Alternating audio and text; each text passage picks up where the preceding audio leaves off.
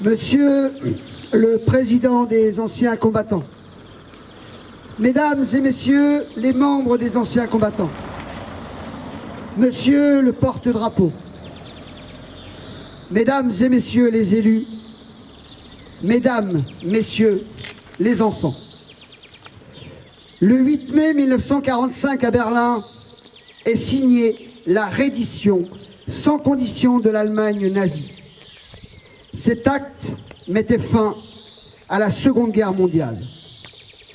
Enfin, s'achevaient 6 années de terreur, de souffrance, de privation pour tous les Français, avec des spoliations irréparables. Aujourd'hui, devant ce monument aux morts, nous commémorons avec émotion le 78e anniversaire des forces alliées contre la barbarie du nazisme, l'un des régimes les plus criminels de l'histoire de l'humanité. Cette victoire symbolise avant tout le courage, la résistance des peuples qui ont lutté contre l'oppression de la barbarie nazie. La France a payé un lourd tribut à la guerre, avec plus de 600 000 morts civiles et militaires. Mais elle a été aussi un des acteurs majeurs de la libération de l'Europe. Nos forces armées, la résistance et la population civile ont bravé l'ennemi pour défendre les valeurs universelles que sont liberté, égalité, fraternité.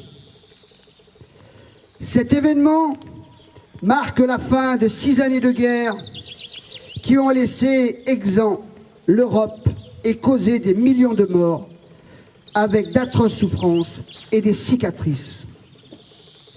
Ce moment est dédié à la mémoire et au recueillement pour tous ceux qui ont combattu et ont sacrifié leur vie pour que nous puissions vivre libres et en paix.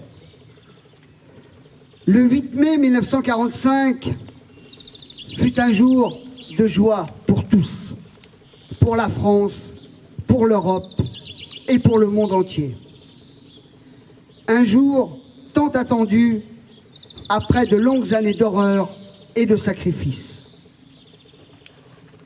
Que serions-nous devenus sans le général de Gaulle, Jean Moulin, Lucie et Raymond Aubrac, Pierre Brossolette, Marie-Thérèse Auffray, Germaine Tillon, l'abbé Pierre, André Malraux et tant d'autres héros de la résistance et de la libération. Je pense aujourd'hui à tous ceux qui ont consacré leur vie à cette lutte pour notre liberté.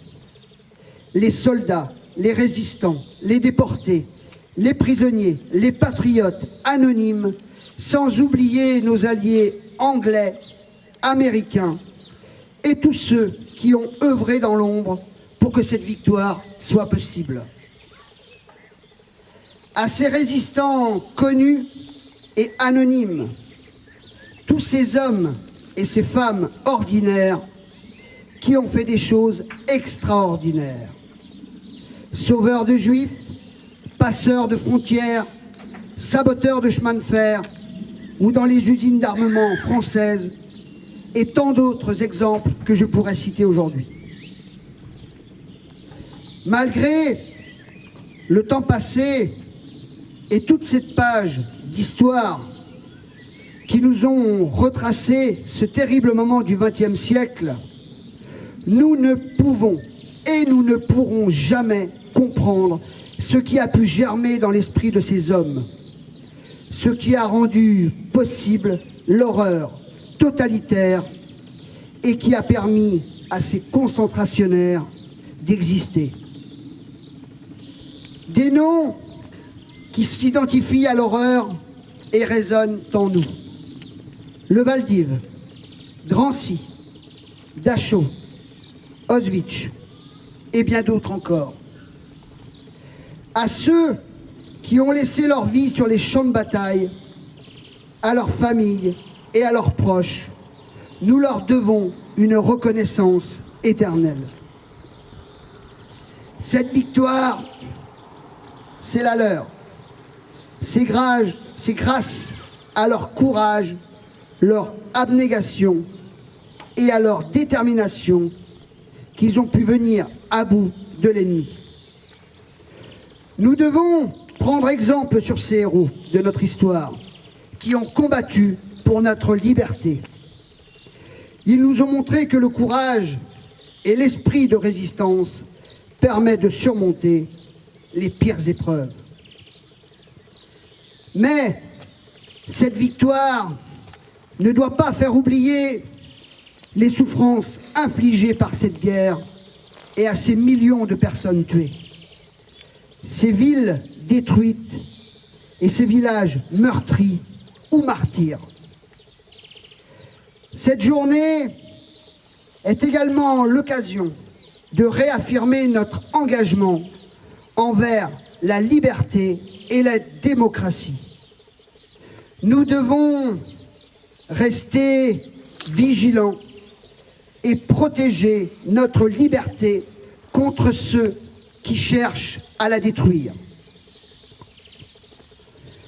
Cette commémoration est l'occasion de rappeler que les guerres sont des tragédies qui doivent être évitées, tant pour les horreurs et les cicatrices profondes qu'elles laissent dans notre société.